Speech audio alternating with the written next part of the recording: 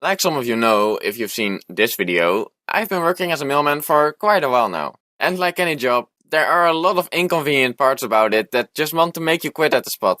Probably the first annoyance for a mailman that comes to your mind are dogs, since you see it a lot in cartoons and stuff, but I actually only once came into trouble with a dog. I just walked back from a house when suddenly the owner opened the front door and two dogs started running outside and circled me. It was a pretty crazy situation, but I wasn't ready to die yet. I still had mail for a couple of streets and I had to fulfill my duty. In a second, I changed it to my battle position. All my years of mailman martial arts training have prepared me for this moment. I grabbed my secret weapon and I knew it was now or never. Who wants the ball? You want it? Yes, you want it. Well, go get it. Freedom! Alright, actually, the owner just came outside and took the dogs back inside the house, but that's not how I remember it. I've had more moments where I put the mail into the mailbox and a dog starts barking at me from inside the house, but since I can't get outside, I can usually just leave with only a mild shock. Huh, you don't have power over me. Crap. Another common problem for us mailmen is when we have a package that doesn't fit through the mailbox. Now you have to ring the doorbell or knock on the door and give the package to the resident themselves. What is fine for most people, but not for me. I'm too socially awkward to talk to people.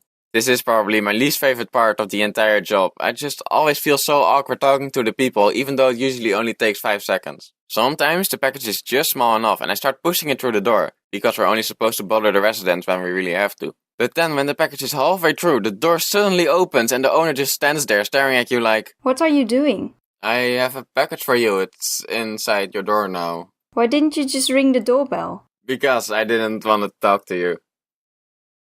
Okay, bye, enjoy the mail. Other times, people already open the door when they see me walking up to it, and right when I'm trying to put the mail in there, the door suddenly opens, what always scares me. I'm not here to steal your property! One time, there was this really intimidating person standing in the door opening, and I was so uncomfortable. Mail, I have? For you, sir! Ma'am, please, don't hurt me. To sum it up, I'm not good at talking to people. What is something you have to do more often than you think? For example, what also frequently happens is people ask me for directions, what I can understand because of all people you see on the street, the mailman is probably the one who knows the area best. But what these people don't know is that I never go outside. Unless I'm at work. So all I know are the streets where I have to deliver and everything outside of my area is unknown to me. Sometimes I actually recognize the name of the place of what they're asking, but forget where it is exactly and I tell them I don't know where it is, to only remember it again 5 seconds later after they leave. I guess Dutch people just aren't good at giving directions. Am I right, Pic?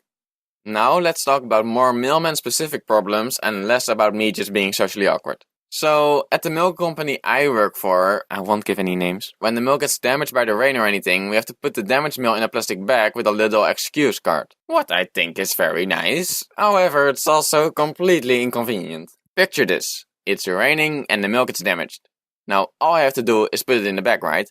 Well, yes, kinda, but I'm also holding other mail, so first of all, it's a bit difficult to put something in the bag with only one hand. What makes it take a little while before I can manage to put it in there, meanwhile still standing in the rain, what only damages the rest of the mail even more. So now I have to do this for every single piece of mail I have, and you could just say, just keep the rest of the mail in your bag, but then I'm gonna have to walk back to my bicycle for every single house in the street. What isn't the worst, since I get paid per hour anyway, but I just want to be done as fast as possible, and I also don't think my boss likes paying me 3 extra hours because I had to walk back and forward every time.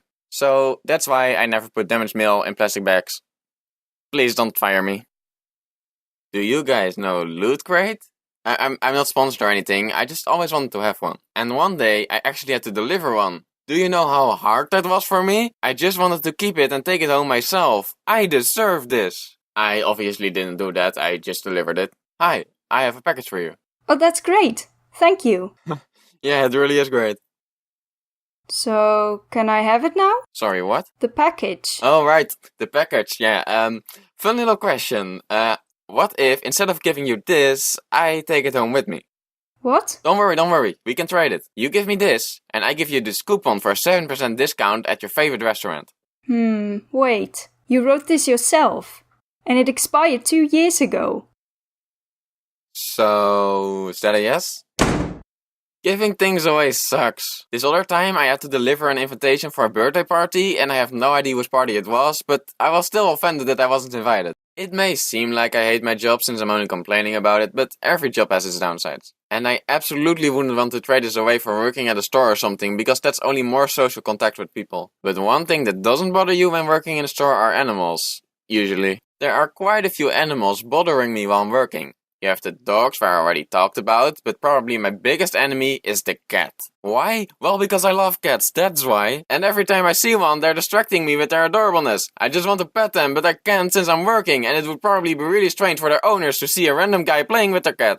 Other times, there are cats sitting in front of a door, waiting for someone to open it so they can get inside. And then, when I walk up to them, they think I'm gonna open the door, but I always have to disappoint them since I don't have a key. And even if I did, I can't just open a random door. Another animal that bothers me is the spider. Sometimes when I walk up to the door, the entire garden is filled with spider webs. And you don't always see them, so then your entire body gets covered with string. What is pretty annoying to me, but actually, can you imagine how embarrassing that must be for the spider since he now has to stay somewhere else? Hey Charlotte, can I stay at your place today? Did you get kicked out of your house again? No, it got broken down by an ant. You lost your house to an ant? What kind of house did you make? No, it wasn't a normal ant, alright? Just don't tell anyone, okay? No, this is too good. I have to put this on the web. That's just how I imagine how it goes. So yeah, what have we learned today? Keep your animals inside, don't open your front door, and be nice to your mailman. Especially if it's me. Hey guys, thanks for watching the video. You probably noticed this already, but there are some characters that weren't voiced by me. Instead, they were voiced by Pic Animations. She's really nice and she has her own YouTube channel, so go check it out. In one of her videos, she talks about how bad she is in giving directions, and that's why I said Dutch people aren't good at giving directions, because we are both from the Netherlands. But there probably are enough Dutch people who are good at giving directions, so if there's anyone out there, please teach us, cause we're hopeless. I had one more story planned for this video, but I ended up removing it because I didn't want the video to get too long. If you want to hear it, subscribe, because I'll probably make a part 2 someday. In the future. So yeah, that's the end of the video. As always, thanks for the fan art, but for now, good night.